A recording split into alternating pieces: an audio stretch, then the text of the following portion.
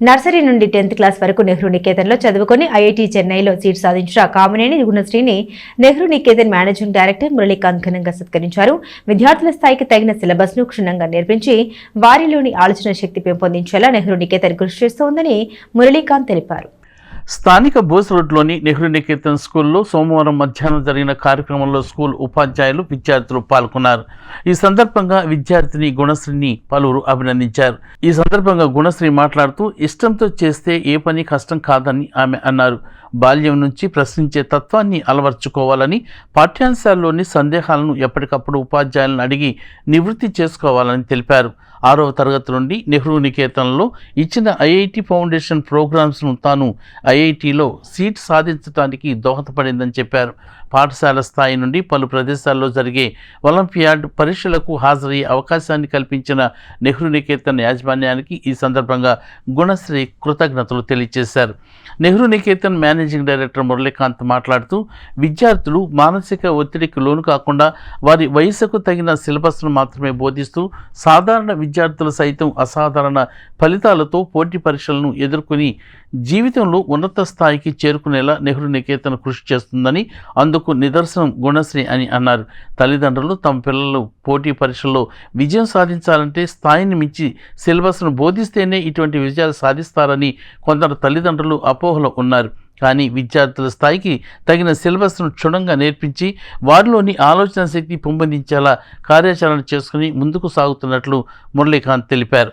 అనంతరం గుణశ్రీతో పాటు ఆమె తల్లిదండ్రులు రాజలక్ష్మి, శేఖర్లను ఘనంగా సత్కరించారు.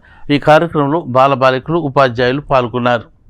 ఎలా ఉంటాయంటే మనం ఇక్కడ సైన్స్ ఎక్స్పోజ్ చేస్తాం కదా, అదే ఇంకొక లెవెల్లో మనం అక్కడ చేసేయచ్చు. మీరు ఇక్కడే బాగా మంచి ఎక్స్పోజ్ అన్ని బాగా చేసుకొని బాగా ట్రైనప్ అయ్యి ఉండేసి అక్కడికి వచ్చేసి మనం ఇంకా పెద్ద పెద్దగా చేసేసుకున్నాం. అంటే ఈ బిజినెస్ అంత పెద్దగా చేసుకుని అక్కడ ఏమనరు, ఎవరేమనరు.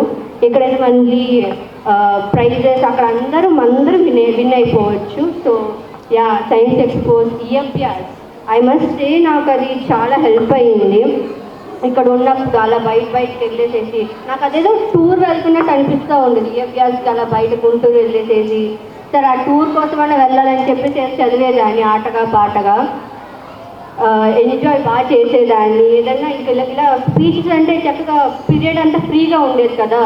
ఇప్పుడు చక్కగా మనకి ఇప్పుడు ఎవరు చెప్పరు, మనం చక్కగా కూర్చోవచ్చు, మధ్యలో మన ఫ్రెండ్స్తో మాట్లాడేసుకోవచ్చు, ఎవరు అడగరు, లైక్ ప్రశాంతంగా ఉంటుంది. నేను కూడా అలానే ఉండేదాన్ని. బట్ ఎప్పుడైతే సార్ చెప్పేటప్పుడు, టీచర్స్ మనకి ఏదైనా చెప్పేటప్పుడు మాత్రం ఆ టైం, ఆ మూమెంట్ మాత్రం ప్రెజెంట్లో ఉండేసి అవన్నీ బాగా మన బ్రెయిన్లో అలా వెళ్ళిపోతున్నట్టుగా, ఏది కష్టం కాదు, ఏది మన వల్ల చెయ్యలేనంటూ కాదురా. So there are many IITs, like there are 23 or 24 IITs are there. The best IITs are Mumbai and Chennai. So our student is going to leave her footmark in this particular prestigious institution.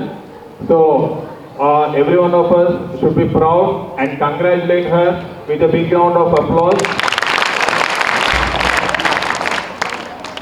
And in this happiest moment, I would like to tell you the students that hard work and persistence. If you continue your hard work with a particular goal, so particularly ఈ goal reach అవ్వాలని కనుక నువ్వు hard work చేస్తే it will be very easy for you to reach there. But మనం చేసేది ఏంటి అంటే ఇవాళ చదువుదామా అంటే ఇవాళ వర్క్ ఇచ్చారు, లేదా రేపు ఎగ్జామ్ లేదు కదా, రేపు వీక్లీ టెస్ట్ లేదు కదా, ఎగ్జామ్ ముందు చదువుకుందాం. సో ఈ టైప్ ఆఫ్ యాటిట్యూడ్ కనుక మనం పక్కన పెట్టేసి if you can study regularly and if you can complete your diary perfectly every day, then you can reach your goal very easily. And apart from that, there is one more point I would like to highlight here is ఈ IIT అనేది it's ఒక magic name లాగా అయిపోయింది. ఇవాళ parents ఎట్లా ఉన్నారంటే LKG అడ్మిషన్కి వచ్చి మీ స్కూల్లో ఐఐటి ఫౌండేషన్ ఉందా అని అడుగుతున్నారు. సో వాడికి ఐఐటి ఆల్ఫాబెట్స్ రానోడికి ఐఐటి ఫౌండేషన్ గురించి పేరెంట్స్ మాట్లాడే పరిస్థితి అయిపోయింది. సో ఇక్కడ ఏమవుతుంది అంటే there are many corporate institutions of the schools which is giving a very wrong impression.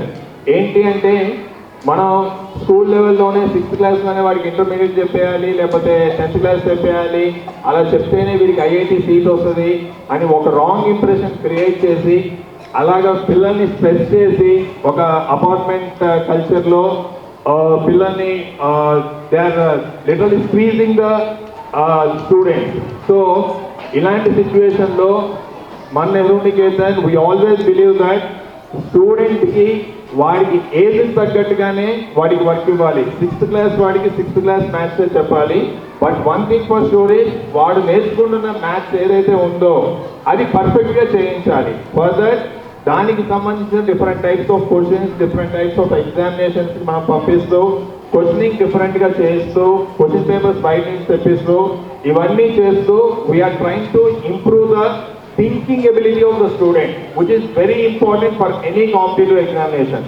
ఇప్పుడు ఇక్కడ ఇంతమంది కూర్చున్నారు, వీళ్ళందరూ రేపు ఐఐటికి వెళ్ళాలా అంటే there may be many students who are aspirant to be a doctor, aspirant to be an IAS officer, IPS or chartered accountant. ఇలా different ఫీల్డ్స్లోకి వెళ్ళాలని స్టూడెంట్స్ అందరూ కలలుగంటారు, పేరెంట్స్ కలలుగంటారు. కానీ మేము ఇంతకుముందు ఇక్కడ దగ్గరలోనే ఉండేవాళ్ళం. ఎప్పుడు అనుకునేవాళ్ళం నెహ్రూ నికేతన్లో అయితే ఇక్కడికి బాగుంటాయని. మా పెద్ద అమ్మాయిని అట్లానే ప్రీకేజీ నుంచి ఇక్కడే చేశాను, ఇక అట్లానే కంటిన్యూ అయిపోయాను. సో చిన్న అమ్మాయిని కూడా ఇక్కడే ప్రీకేజీ నుంచే చదివించాను. ఇద్దరు బాగానే చదువుకున్నారు ఇక్కడ.